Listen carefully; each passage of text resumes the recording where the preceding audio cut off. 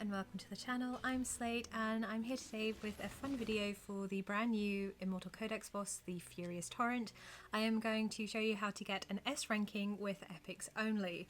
There is a lot of RNG, so I will say that it can take a few attempts to do this, but here is the team. It is Lunaria, Brienne, Theowyn, Idril, Maul and Dolores.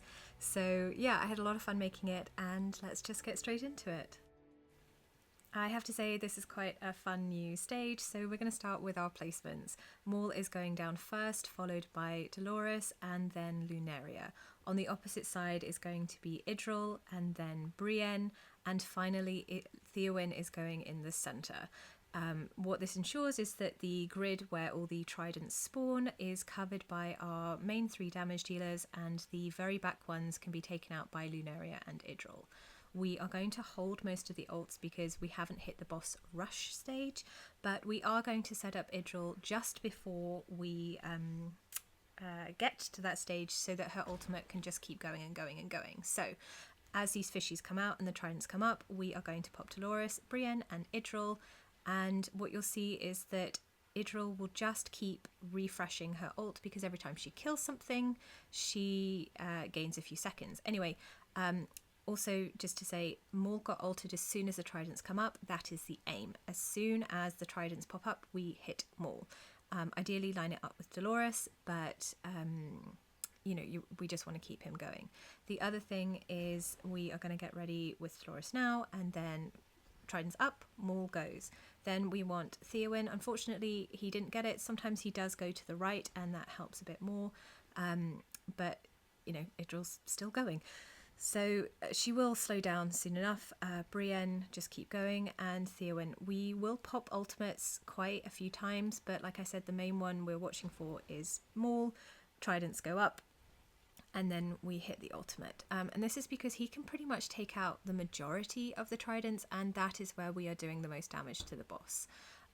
As the stage progresses, it does get a bit harder because there are more fish that come, and the fish start to block up the access to the tridents. So that's where the element of RNG can come in, depending on how quickly you can kill those fish. So yeah, we've got this now stage. We're getting ready to ult with Maul, and Theowyn's already done, and Brienne is really great in that corner for killing stuff. But as you can see here, this wave of fish are getting thicker, and it's getting harder to hit the insider tridents. So this is where things do get a bit tricky, but we are going to try and get it for S. So the final round of tridents come up, Maul does his ultimate. We are going to hope that Dolores can give us just that extra bit of damage boost so we can make it, and we are going to try and aim for the gaps between the fish. Unfortunately, Theowyn didn't do it, but it was okay because Maul managed to take them out. But we are now going to die because the boss consumed too many tridents. But yeah, that is the strategy for getting an S ranking with epics only. For the damage, as you can see, it's mainly Maul, and then Brienne and Theowyn and Idril all close together, and Lunaria with a bit. So now let's have a look at the gear. Obviously gear will affect how much damage you can do, so just keep that in mind. But my Dolores has a 25 keen wisdom. She is fully awakened at level 5. Her skills are completely maxed, and her gear is Calamity and Invigoration.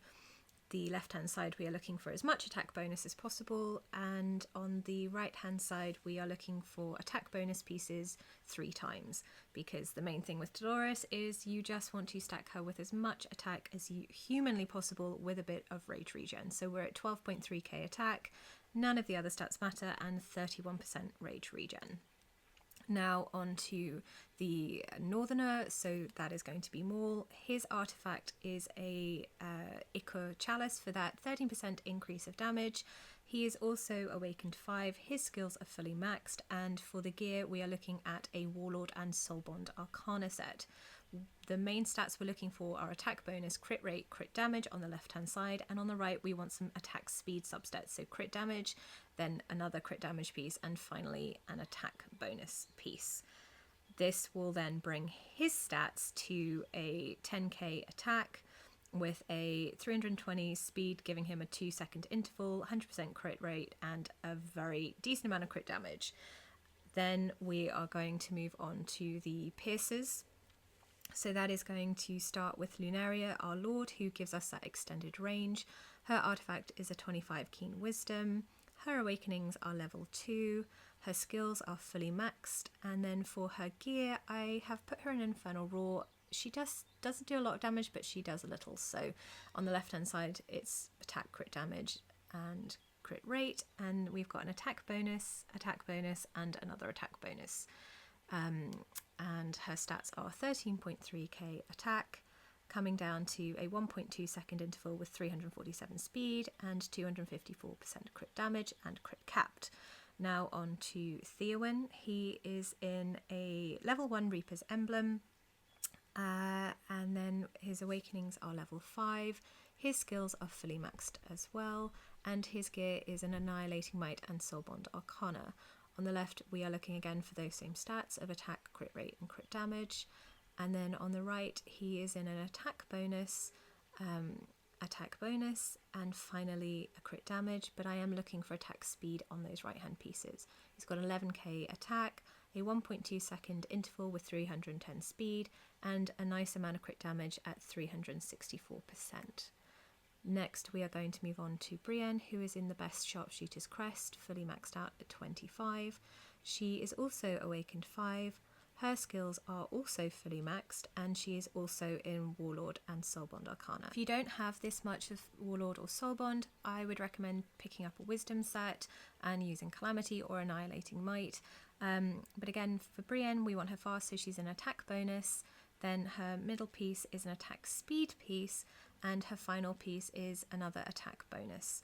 Now for her total stats, we're looking at 12.4k attack, a 1 second attack interval. That 497 speed is quite high. It was on Hatset, so I think that could be lower, but yeah, anyway, the Idril is in a 25 Idril's Gaze. Her awakenings are level 5, and it is that awakened level 5 that gives you that extended duration of her ultimate when she kills an enemy, which is very handy, especially in Gear Raid 3. So her skills are also maxed, and she is also in Warlord and Soulbond Arcana, but this is my worst set because, yeah, it's quite a lot to have that many Soulbonds. So yeah, don't worry too much if you haven't got these sets. Infernal Roar also works, Night Terror, play around. It's mainly the stats, and as you can see, she's quite low on just 9k attack. That could be boosted. Her speed is decent, and again, that 300% crit rate could come down a little bit if needed to sort out attack. Because she is single target, she is not the main priority for this comp. So anyway, onto my Pantheon, because that gives you hidden stats. It's mainly the 33% rage regen and a little bit of attack boost that is worth noting, and that basically wraps things up. So yeah, that is the strategy, the heroes, and the gear / stats you will need to do an epic only comp for the Furious Torrent. Let me know if you give this a go, how you get on, and I hope you have as much fun experimenting with this boss as well. I will upload my legendary team soon, so stay tuned for that, and just want to say thank you so much for watching. I will see you in the next video, so take care and bye for now.